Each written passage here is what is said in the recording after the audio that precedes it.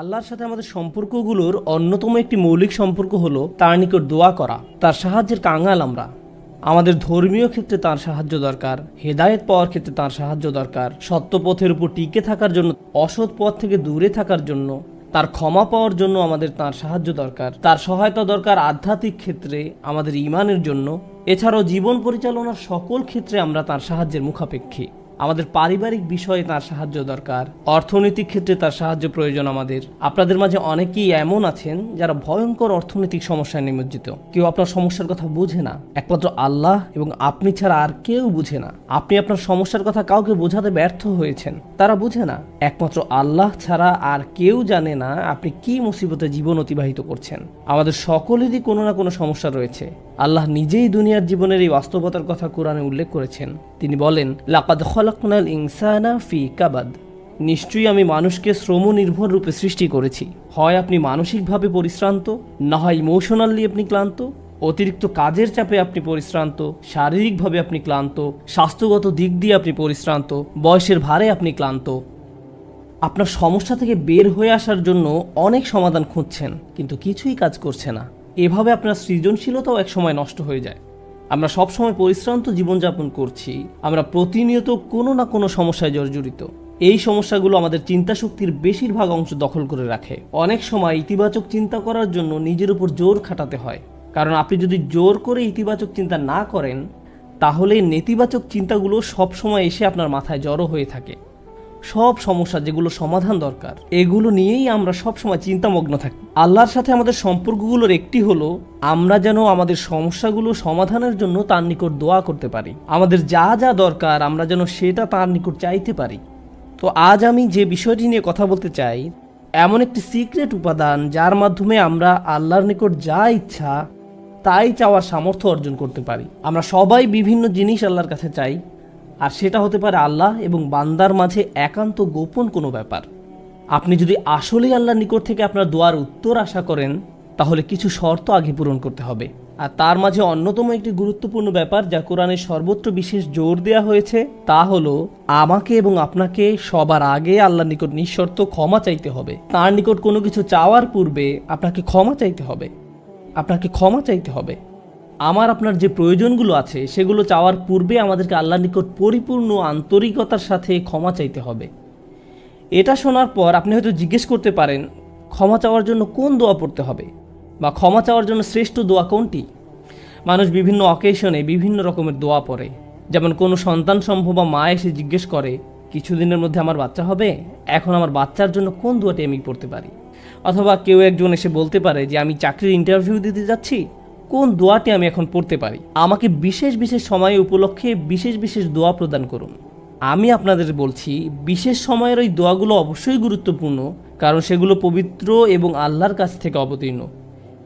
কিন্তু সকল সমস্যার ক্ষেত্রে কমন দোয়া হলো, যে একটি দোয়া আপনার সকল সমস্যা দূর করবে, তা হলো সত্যিকার অর্থে আল্লাহর নিকট ক্ষমা প্রার্থনা করা। নূহ আলাইহিস সালাম তার জাতিকে আল্লাহর নিকট ডেকেছিলেন 900 বছরেরও বেশি সময় ধরে। তিনি তাদের নিকট অবিরাম দাওয়াত দিয়ে গেছেন। তার নবুয়তি জিন্দেগির শেষ দিকে এসে তিনি পেছনে ফিরে দেখেন এবং তিনি তাদের নিকট যে বার্তাটি দিতে চেয়েছিলেন তার একটা সারাংশ দাঁড় করিয়েছেন। তিনি তাদের উদ্দেশ্যে শুধু একবার বা দুইবার কথা বলেননি। লাইলান ওয়া নাহারা দাউতু কওমি লাইলান ওয়া নাহারা, তিনি বলেন, হে আমার পালনকর্তা, আমি আমার সম্প্রদায়কে দিবারাত্রি দাওয়াত দিয়েছি। তিনি রাতেও কোনো বিরতি নেননি। কোরআনের একটি সূরা তার নামে নামকরণ করা হয়েছে, সূরাত নূহ। সেখানে এই গোটা সময় ধরে যে তার সম্প্রদায়কে তিনি দাওয়াত দিয়ে গেছেন তার একটা সারমর্ম তুলে ধরা হয়েছে। আমি তোমাদের কাছ থেকে কি আশা করেছিলাম? কুল্লামা দাউতু লিতাগফিরা লাহুম। আর এই গোটা সময় ধরে আমি তাদেরকে এই ধর্মের দিকে আহ্বান করেছি যেন আপনি তাদেরকে ক্ষমা করেন ইয়া রব, যেন আপনি তাদেরকে ক্ষমা করেন ইয়া রব। আমি ঠিক এই কথাগুলো তাদের বারবার বলেছি। ফাকুলতু ইস্তিগফারু রাব্বাকুম, অতবার বলেছি তোমরা তোমাদের পালনকর্তার ক্ষমা প্রার্থনা করো।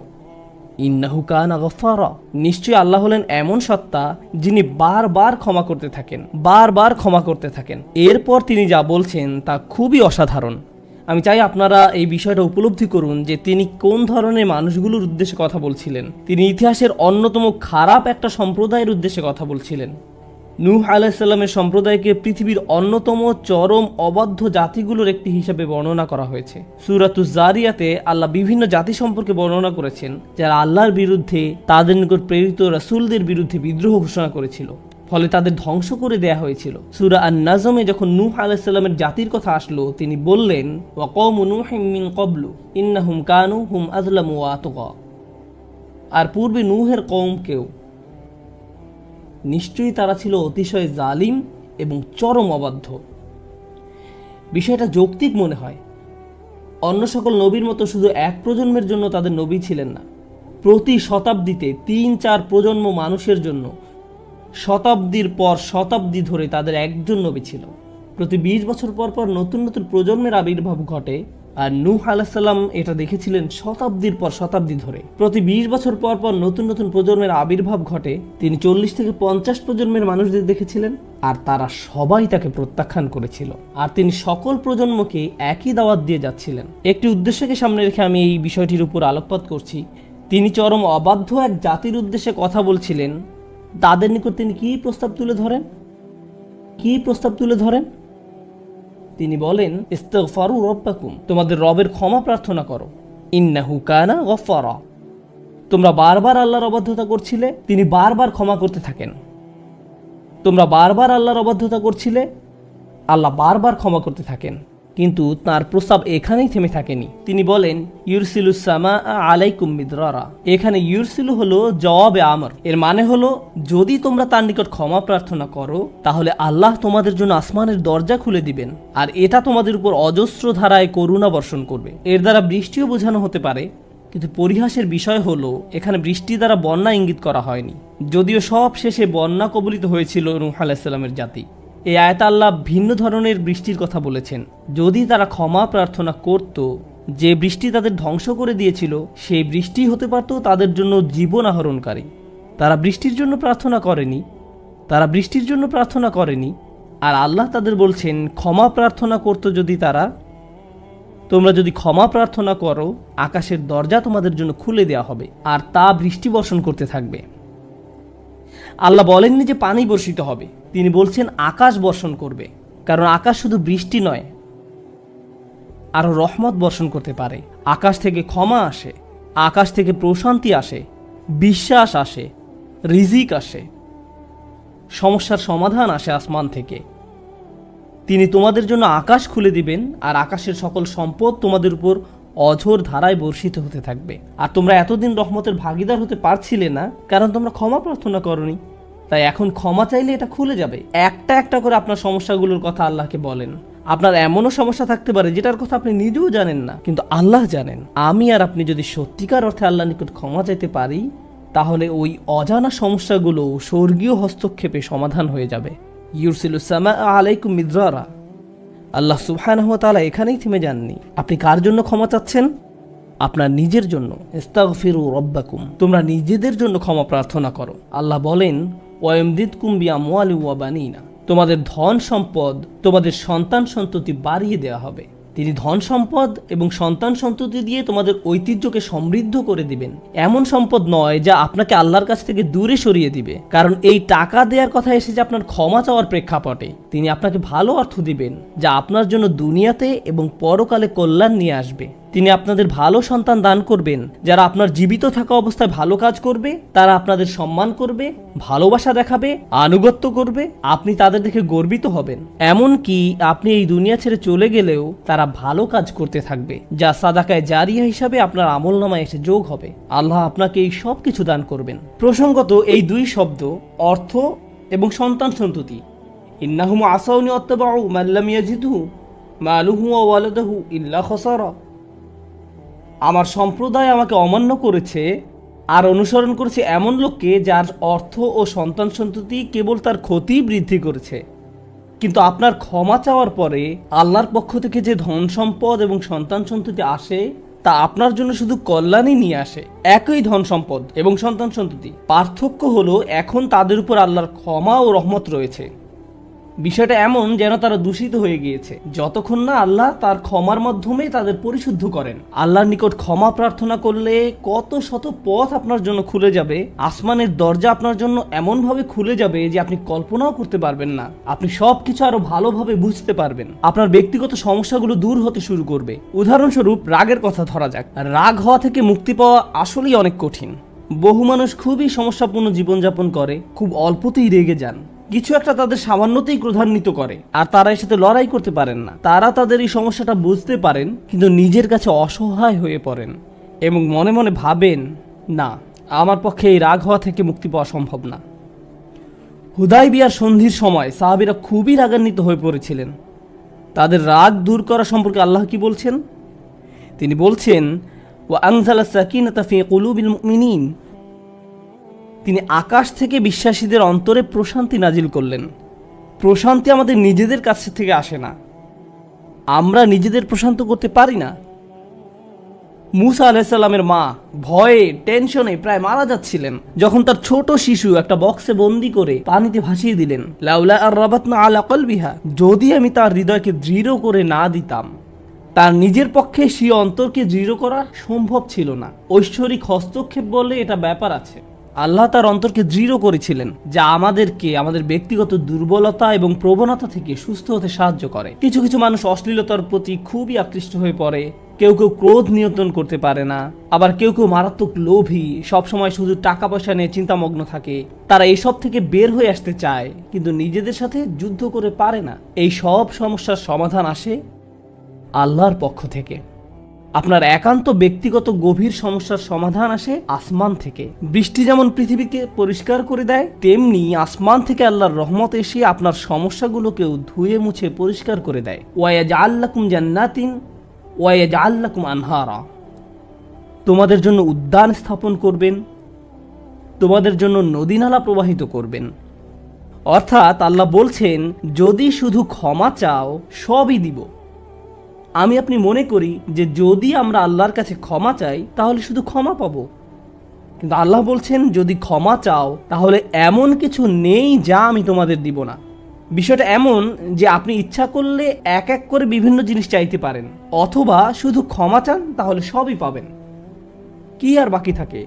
অর্থ, সন্তান সন্ততি, আপনার সকল সমস্যার সমাধানে আকাশ খুলে যাবে, বাগান, নদী, সব কিছু আপনার জন্য প্রস্তুত। মানুষ সাধারণত মনে করে যে যদি তার আল্লাহর ক্ষমা চায় তাহলে এটা শুধু তাদেরকে পরকালে সাহায্য করবে, কিন্তু এই আয়াতগুলো আমাদের বলছে না। এই আয়াতগুলো আমাদেরকে বলছে যে না, আল্লাহ শুধু আমাদেরকে পরকালেই সাহায্য করবেন তা নয়, তিনি আমাদেরকে এই দুনিয়াতেও সাহায্য করবেন। একবার হজের কথা চিন্তা করুন। আমার আপনার জন্য হজের সবচেয়ে বড় অনুপ্রেরণা হলো আমাদের অতীতের সকল গুনাহ মাফ করে দেওয়া হবে। আমরা নতুন করে আবার শুরু করতে পারবো। যে কাপড়ে আপনি কবরে শায়িত হওয়ার কথা, সেরকম একটি কাপড়ে আপনি হজে যান। এমনকি হজের সময় যখন আমরা মার্চ করি, সে সম্পর্কে বলা হয়েছে, সুম্মা আফিদু মিন হাইসু আফদান নাস ওয়াস্তাগফিরুল্লাহ, অতঃপর তোমরা প্রত্যাবর্তন করো যেখান থেকে মানুষরা প্রত্যাবর্তন করে, এবং আল্লাহর কাছে ক্ষমা চাও। হজের মূল বিষয় হলো আল্লাহর নিকট ক্ষমা চাওয়া। এটাই হজের মূল উদ্দেশ্য। আর সেই হজের সময় আমরা কি দোয়া করি? রব্বানা আতিনা ফিদ দুনিয়া হাসানা অফিল আখিরাতি হাসানা অফিল আখিরাতি হাসানা। প্রতিটি তাওয়াফে একই দোয়া পাঠ করা হয়, যা কোরআনে মাজিদে এসেছে। রব্বানা আতিনা ফিদ দুনিয়া অফিল আখিরা, রব্বানা আতিনা ফিদ দুনিয়া হাসানা অফিল আখিরাতি হাসানা। আমাদেরকে এই দুনিয়ার কল্যাণ এবং পরকালের কল্যাণও দান করুন। অন্য কথায়, এই দুনিয়ায় আমাদেরকে এমন কল্যাণ দান করুন যা পরকালের কল্যাণকে নিশ্চিত করবে। এরকম কিছুর অস্তিত্ব রয়েছে, আর এই সব কিছু আমরা তখনই পাব যখন আপনি আন্তরিকতার সাথে আল্লাহর নিকট ক্ষমা চাইব। খুতবার এই অংশটার উদ্দেশ্য ছিল আপনাদের নিকট ক্ষমা চাওয়ার কিছু উপকারিতা তুলে ধরা, ক্ষমা চাওয়ার লক্ষ্য বর্ণনা করা। কিন্তু আমরা এখনো বলিনি যে কিভাবে ক্ষমা চাইব। কেউ কেউ কৃত্রিম উপায়ে ক্ষমা চায়, আস্তাগফিরুল্লাহ আস্তাগফিরুল্লাহ আস্তাগফিরুল্লাহ। কারো কারোর জন্য এটা এত নকল যে একবার আলী রাদিয়াল্লাহু তাআলা আনহু একজনকে এরূপ করতে দেখে বললেন, তোমার ইস্তেগফারেরও ইস্তেগফার প্রয়োজন, এর মাধ্যমে শুধু জিহ্বার ব্যায়ামই হয়। আর কিছু না। আমি এখন আপনাদের এমন একটি বিষয়ের কথা বলবো যা আমাদেরকে আল্লাহর নিকট ক্ষমা চাওয়া থেকে বিরত রাখে। বিষয়টা একজনের কাছে কতটুকু প্রত্যাশা করা হয় তার সাথে সম্পর্কযুক্ত। কিছু কিছু মানুষ মনে মনে এই সিদ্ধান্তে উপনীত হয়ে যায় যে আমি সারা জীবন ধরে অসংখ্য পাপে নিমজ্জিত ছিলাম, আল্লাহ মনে হয় আমাকে খুব একটা পছন্দ করেন না। কোনো কোনো মানুষ এমনকি এতদূর পর্যন্ত চলে যায় যে বলে ওঠে আল্লাহ আমাকে পছন্দ করেন না, আল্লাহ আমার উপর খুবই রাগান্বিত। আমি জানতাম আল্লাহ এই কাজগুলো আমাকে করতে নিষেধ করেছেন, কিন্তু তারপরও আমি করেছি। শুধু একবার নয়, বহুবার এই খারাপ কাজগুলো করেছি। সুতরাং আল্লাহর ভালো মানুষের তালিকায় আমি নেই, আমার নামাজের কোনো দাম নেই। মানুষ যখন নিজের সম্পর্কে এইরকম ধারণা পোষণ করে তখন সে কি করে জানেন? আমি তো খুবই খারাপ মানুষ। আপনি কি আমার জন্য একটু দোয়া করতে পারবেন? কারণ আমি ইতোমধ্যে দোয়া করার যোগ্যতা হারিয়ে ফেলেছি। এখন আপনাকে আমার জন্য দোয়া করতে হবে, কারণ আমি আশা করছি আল্লাহ অন্তত আপনার দোয়া কবুল করবেন। এতে হয়তো আমার একটা সুযোগ তৈরি হতে পারে, কারণ আমার কথা তিনি শুনবেন না। আপনাদেরকে আবার একটু পিছনে নিয়ে যাই। নূহ আলাইহিসসালাম কাদের কাছে আল্লাহর নিকট ক্ষমা চাওয়ার এই প্রস্তাব তুলে ধরেছিলেন? নূহ আলাইহিসসালাম কি এমন মানুষদের নিকট এই প্রস্তাব তুলে ধরেছিলেন যারা সারা রাত মসজিদে কাটাতো, যারা প্রতি বছর হজ পালন করতে যেত, রোজা রাখত এবং অন্যান্য সৎ কাজ করত? না, নূহ আলাইহিসসালাম ক্ষমা পাওয়ার এই প্রস্তাব তুলে ধরেন ইতিহাসের অন্যতম একটি বিদ্রোহী সম্প্রদায়ের প্রতি, যারা প্রজন্মের পর প্রজন্ম ধরে বিদ্রোহী ছিল। তিনি তাদের বলেন, তোমরা যদি শুধু ক্ষমা চাও, আল্লাহ শুধু তোমাদের ক্ষমা করবেন তাই নয়, বরং তিনি তোমাদের জন্য আকাশের ধনভাণ্ডার খুলে দেবেন। নিজের সম্পর্কে এমন বলবেন না যে আমি অনেক দূরে হারিয়ে গেছি, যদি কিছু হয় তা হবে আমার মায়ের দোয়াতে বা অন্য কারো দোয়াতে। আপনার মনের এমন অবস্থার সুযোগ গ্রহণ করে শয়তান। মানুষের মনের হতাশাজনক পরিস্থিতির সুযোগ গ্রহণ করে শয়তান, আর এর মাধ্যমে তাকে শিরকে নিমজ্জিত করে। এই হতাশা শিরকের একটি দরজা। কেন জানেন? তখন মিথ্যা ধর্ম আসে এবং আপনাকে বলে আপনি তো অনেক বড় পাপী, আপনার পক্ষে ক্ষমা পাওয়া সম্ভব নয়। যিশুকে বলুন আপনাকে ক্ষমা করে দিতে। আপনি যিশুর সাথে ভালো সম্পর্ক করুন, তিনি আল্লাহর সাথে আপনার সম্পর্ক ভালো করে দিবেন। আল্লাহ এবং আপনার মাঝখানে যিশু এসে দাঁড়াবে, অথবা তারা অন্য কাউকে মাঝখানে দাঁড় করাবে, বলবে অমুক পীর, তার কবরের কাছে গিয়ে কিছু চকলেট রাখো। তাহলে তিনি আল্লাহকে বলবেন আপনার সমস্যার সমাধান করে দিতে। আপনি এখন আল্লাহর সাথে কথা বলতে পারবেন না, কিন্তু ওই পীর তিনি আল্লাহর প্রিয় বান্দা, তাই আপনি তার মাধ্যমে আল্লাহর কাছে আপনার দরখাস্ত পেশ করুন। এভাবে শিরকের দরজা খুলে যায়। অন্য কথায় আল্লাহর সাথে আমাদের সরাসরি যোগাযোগের মূল বিষয়টি, তাওহীদের মানেই হলো সরাসরি যোগাযোগ। লা ইলাহা ইল্লাল্লাহ একই কথা বলে, আর এই সব কিছুর মূল কথা হলো আপনার যা প্রয়োজন তা সরাসরি আল্লাহর নিকট প্রার্থনা করুন। যে বিষয়টি আমাদের সকল প্রয়োজন পূরণ করবে তা হলো আল্লাহর নিকট ক্ষমা প্রার্থনা করা। এখন এই ক্ষমা চাওয়াটা দুইভাবে হয়ে থাকে, জিহ্বার মাধ্যমে ক্ষমা চাওয়া এবং অন্তরের মাধ্যমে ক্ষমা চাওয়া।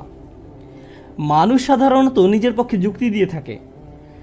আমি যদি কোনো কারণে আপনার সমালোচনা করি, যেমন ধরুন কাউকে বললাম এই যে আমি আপনাকে অমুক অমুক কথা বলতে শুনেছি, সে তাৎক্ষণিক হয়তো বলে উঠবে এক্সকিউজ মি, আমি এমনটা বোঝাতে চাইনি, আপনি তো পুরো ঘটনাটা জানেনই না।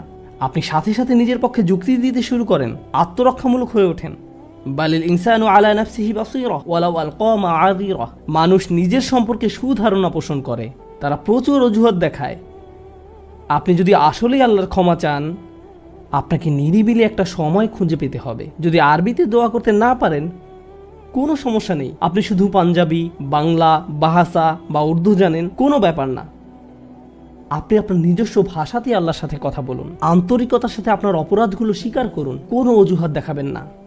এরকমটা করতে পারা আসলেই কঠিন, কারণ আয়নার সামনে দাঁড়িয়েও আমরা নিজের সাথে মিথ্যে কথা বলি, নিজেকে এভাবে প্রবোধ দেই আমি আসলে অত খারাপ না, আমি যা যা করেছি তার কারণ আছে।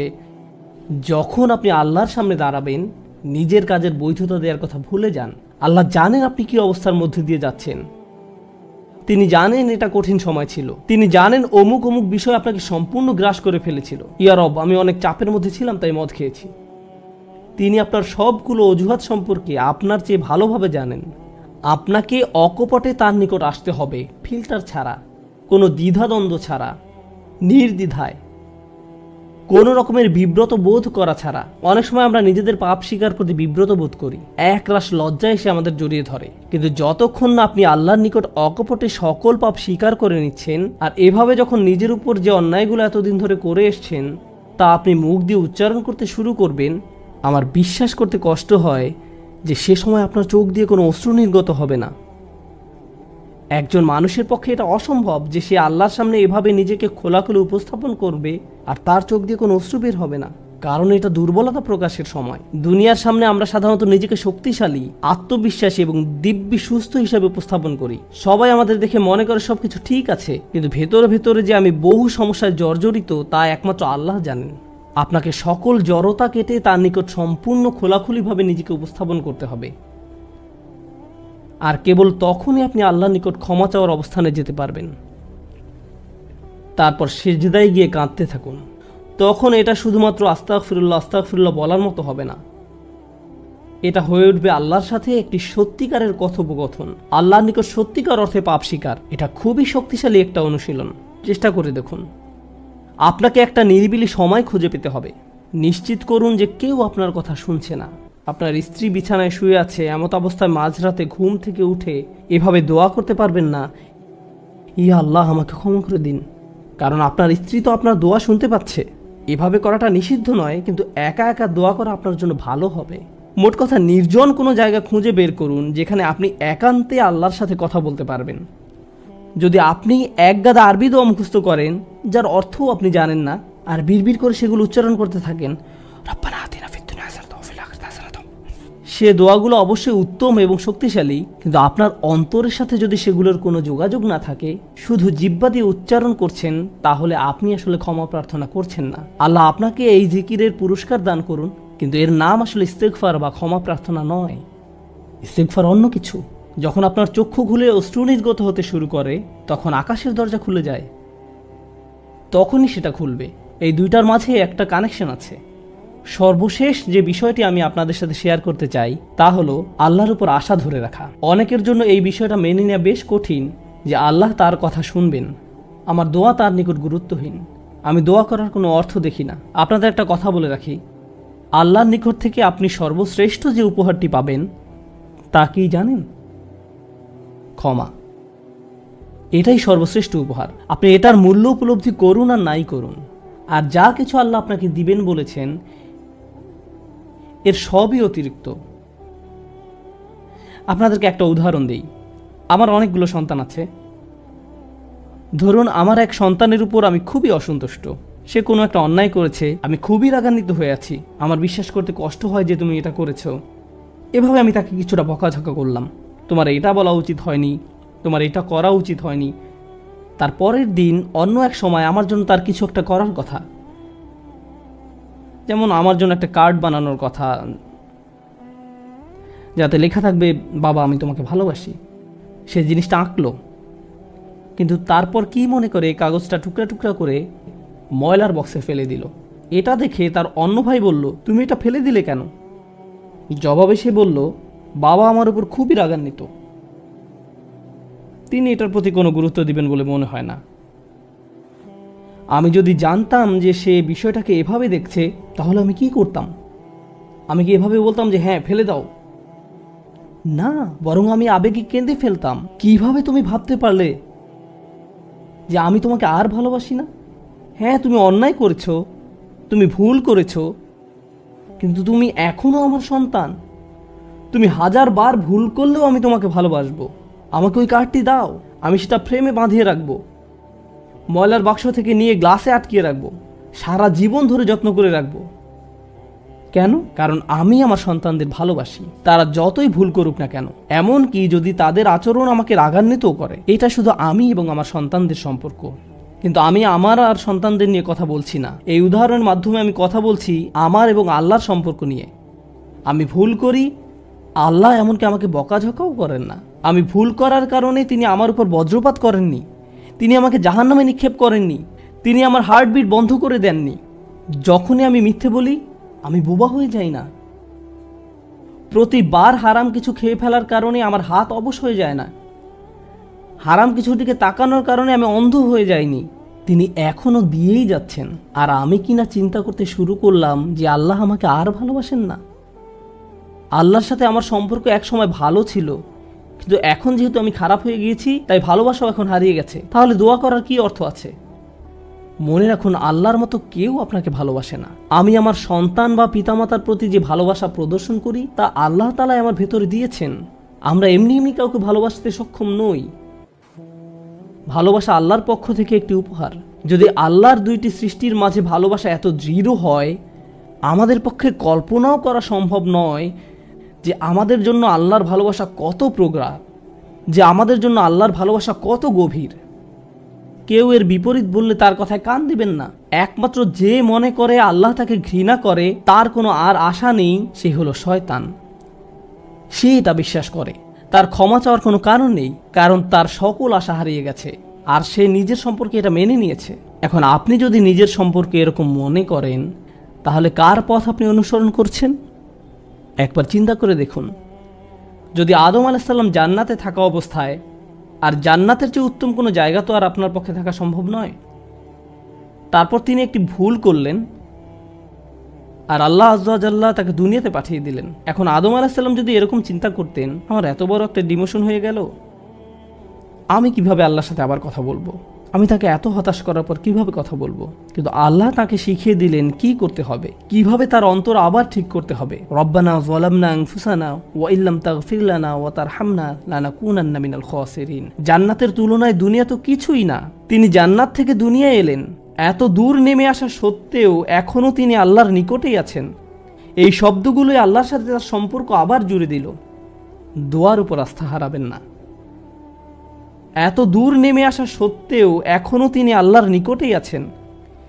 আন্তরিকভাবে আল্লাহর কাছে কিভাবে দোয়া করবেন তার